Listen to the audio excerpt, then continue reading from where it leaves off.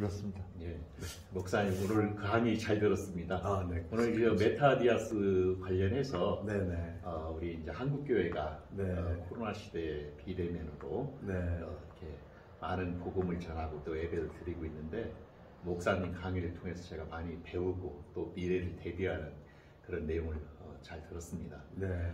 목사님이 생각하시는 네. 한국 교회가 준비할 메타디아스에 관련한 그런 내용들을 비전이라든가 방향에 대해서 좀 말씀을 좀 해주십시오. 네. 이제 가장 중요한 거는 이제 한국 교회나 모든 선교지가 지금 전대미문의 이제 이 코로나 팬데믹 상황을 통해서 예. 현장에서만 모일 수 없는 네. 상황에 이제 직면하게 됐다는 현실이죠. 예. 그래서 이제 많은 분들이 원튼 원하지 않던 예. 이제 격리 상태나 여러 가지 요인으로 현장에 나오지 못하고 예. 또 이렇게 예배에 참여해야 되는 그런 필요성이 모든 지금 교회에 이제 대두가 된 겁니다. 예. 근데 이제 그 부분에 대해서 사실 이제 많은 교회들이 전혀 이제 준비되어 있지 않다는 거예요. 이게. 예. 그래서 이제 현장에서 예배를 드린다 할지라도 많은 성도분들의 경우에는 이제 본교회 예배나 또 모임에 이렇게 참여할 수 없는, 물론 이제 교회마다 방송 시스템도 돼 있고 하지만은 예. 이제 아시는 것처럼 나이가 드신 분들이라든지 또 인터넷이나 IT를 기기를 활용하는데 미숙한 분들도 상당히 많거든요. 예. 그런 분들한테는 젊은 사람들은 카톡을 통해서 링크 보내줘서 그걸 접속해서 들어오는 게 아주 쉬운 거지만 예. 어떤 분들에게는 정말 어려운 과정이거든요.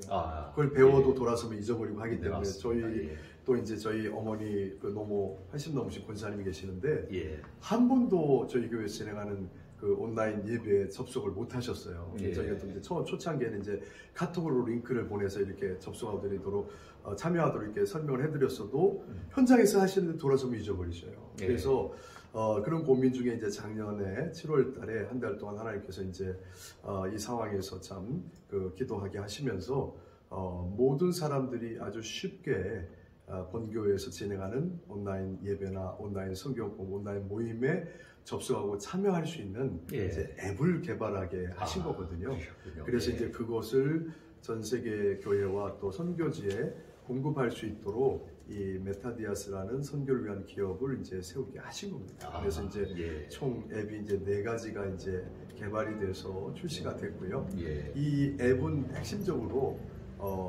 가장 큰 특성이 모든 성도들, 그러니까 남녀노소를 물어나고 누구나 이 버튼만 터치를 하면은 그 버튼에 연동돼 있는 온라인 그 링크로 본 교회에서 각자의 교회에서 진행하는 온라인 예배나 성교구 모임에 쉽게 접속을 할 수 있다는 기능입니다. 유용성에서 굉장히 아주 편리하죠. 예.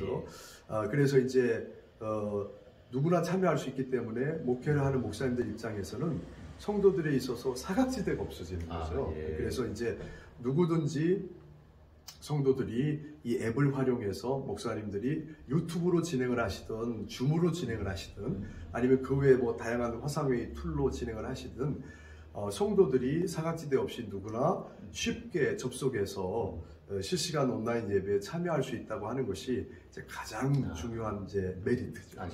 가장 중요한 그렇죠. 장점이네요. 그러면서 지금 사실 이제 많은 교회들이 온라인 예배를 운영을 하고 있는 게 현실 아닙니까? 예. 마땅히 다른 대안이 없거든요. 예. 나오지 못하는 성도들은 어떻게 할 거냐는 거예요. 그렇습니다. 그러면 교회에서 온라인 방식으로 성도들이 예배에 참여할 수 있게 하지 않으면 그 성도들은 기껏해야 이제 뭐 케이블 방송에 나오는 그런 기독교 방송이나 이런 데 예배에 참여해서 이렇게 하는데 이제 그것도 한두 번이죠. 이게 벌써 코로나 상황이 1년, 2년, 3년 차에 지나가면서 그것으로 인해서 많은 성도들이 사실 떨어져 나가는 게 오늘날 이제 한국 교회 현실입니다. 많은 교회들이 사실 무너졌어요. 그래서 지금 이런 시대적인 환경이 통해서 하나님께서 우리에게 주시는 그 중요한 사인은 복음의 본질은 절대 바뀌어서는 안 되죠. 진리는. 그러나 그 복음을 전하는 방식은 시대마다 변화되고 발전되어야 된다는 겁니다. 예, 그래서 맞습니다. 이 패러다임의 변화가 너무나 필요하고요. 예. 그리고 또 많은 목사님들이 워낙 이제 현장 사역, 오프라인 사역에 익숙해 있다 보니까 예. 이 온라인 사역에 대해서 좀 이렇게 부정적이거나 터부시하는 그런 관점을 가지신 분들이 많이 계셔요. 예. 그러나 이제 우리가 조금만 믿음의 눈을 열어서 생각해 보면 사실 성경에서도 예수님께서도 이러한 그 오프라인적 사역이 아니라 이 온라인적 사역을 행하셨거든요. 우리가 아시는 것처럼 이제 백부장의 하인이 병들어 죽게 됐을 때 예수님은 그 요청에 응하셔서 내가 직접 가서 고쳐주리라 하셨어요. 그런데 그 백부장이 주님이 내 집에 오시면 내가 감당치 못하겠나이다. 말씀으로만 하옵소서. 그러면 내 종이 낫겠나이다. 그때 예수님께서 그 백부장의 믿음을 보시고 기뻐하시며 칭찬하시지 않았습니까? 내가 온 이스라엘 중 이만한 믿음을 만나보지 못하였노라. 그 예수님 직접 가시지 않아도 그 자리에서 내 믿음대로 될지어다 선포하셨고 시공을 초월해서 요즘 표현하면 온라인적 사역을 하신 거죠. 오프라인 사역이 아니라. 즉시로 그 하인이 고침받고 치유되는 역사가 일어났거든요.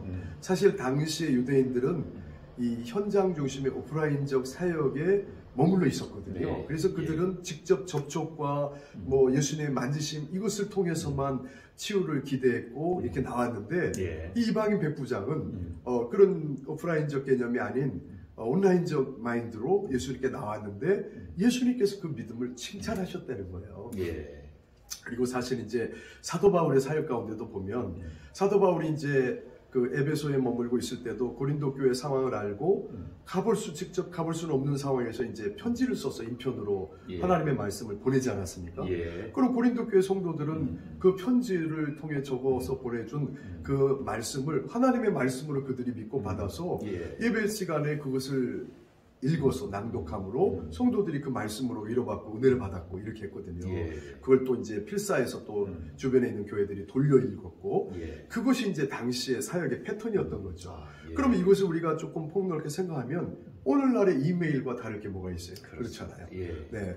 인터넷 네트워크를 통해서 이메일로 메시지를 전하고 심지어는 영상을 통해서 이런 것들이 그때보다는 훨씬 기술적으로 발전해서 더 유용하게 말씀을 전하는 이제 통로가 되었다고 하는 사실이죠. 네, 그래서 이런 개념들을 우리가 차용하게 되어지면 오늘날 이런 시대적인 변화와 흐름에 우리가 부응하고 그래서 우리가 사역에 대한 패러다임들을 새롭게 가져서 복음의 본질은 바뀌어서는 안 되지만 그 전하는 방식은 시대적 흐름에 맞게 우리가 나아가게 되면 그러면 오늘날 우리 앞에 지금 다가오고 있는 이 메타버스 시대 모든 지금 글로벌 기업들과 모든 기관들이 코로나 팬데믹 상황 속에서 메타버스적 지금 이제 삶의 방식으로 지금 전환돼 가고 있지 않습니까?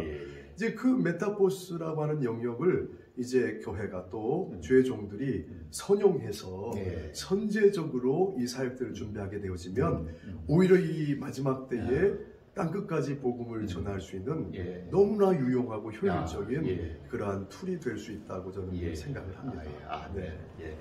목사님 제가 오늘 말씀 들으면서도 강의도 들으면서도 내내 생각되는 게 이 한국의 이 메타버스를 준비할 수 있는 세계적으로 선도적으로 준비할 수 있는 복음을 전할 수 있는 것이 우리 IT가 가장 발달된 게 대한민국인데 아마 하나님께서 이 메타 시대를 준비하는 선구자적인 어떤 그런 교부적인 그런 나라를 한국으로 택하지 않았나 또 목사님을 택하지 않았나 그런 생각을 해보게 됩니다. 그러니까 오늘 말씀 너무 잘 들었습니다. 그래서 저도 참 사실은 그 작년 7월 이전에는 이제 상상하지도 못했던 사역이거든요. 근데 제가 이제 사실은 그 학부과정 때 제가 전자공학을 전공했어요. 그래서 이제 그 당시에는 요즘에 지금 한참 이제 구체적으로 뜨고 있는 인공지능이나 로보틱스를 공부를 해서 교수가 되는 게 꿈이었는데 제가 이제 대학 시절에 소명을 받고 목회자로 이제 지금 21년 차에 사역을 하면서 사실은 이제 전공과 상관이 없는 삶을 살아왔죠. 그런데 이제 하나님께서 작년 7월에 이제 이렇게 기도를 통해서 이제 하나님께서 지금 이 시대에 이루고자 하시는 일들을 저에게 부어주셨다고 저는 확신하고 있고요. 그래서 이제 이 사역을 통해서 통해서 예. 사실 이 아카데미에 참여해서 교육을 받고 하시는 목사님들이 예. 대부분 이제 컴퓨터나 이런 것에 좀 미숙하신 분들이에요. 예. 그런데 이제 현실적으로 코로나 상황에서 예. 이 온라인적 사역을 준비하지 않을 수 없는 사역이 되다 보니까 예. 많은 분들이 찾아오셔서 예. 이것을 이제 반복에 숙달하시고 지금 예. 현장의 교회의 사역에 이것을 잘 접목하셔서 예. 굉장히 지금 잘 이걸 활용을 예. 하고 계시거든요. 예. 그래서 기대하기는 예. 더 많은 교회와 우리 목사님들이 예. 또 우리 선교사님들이 이것을 잘 활용하셔서 예. 각자의 사역에 접목을 시키시면 예. 이 코로나 팬데믹 상황 속에서 예. 오히려 이것이 굉장한 돌파의 어떤 예, 선한 소통의 복음의 통로가 되고 예, 도구로서. 그래서 예. 현실적으로 우리가 예. 그 복음을 전할 수 없는 접촉이 차단되고 갈 수가 없는 상황에서도 예. 얼마든지 온라인을 통해서 복음을 전하고 음. 하나님의 역사하심이 풀어질 수 있는 예. 그러한 그 통로와 예. 또 기회가 될 것이라고 저는 확신합니다. 예, 오늘 말씀 너무 감사하고요. 이 목사님이 하시고자 하는 일에 분명히 또 하나님께서 선한 도구로서 복음을 전하는 귀한 통로의 도구로서 이 메타 시대에 맞이해서 목사님께서 지금 준비하신 일들이 반드시 이루어질 줄로 저는 생각이 듭니다. 감사합니다. 선한 하나님의 섭리의 도구가 여기서부터 시작되지 않았나 생각이 듭니다. 오늘 인터뷰 감사합니다, 목사님. 네, 감사합니다. 예.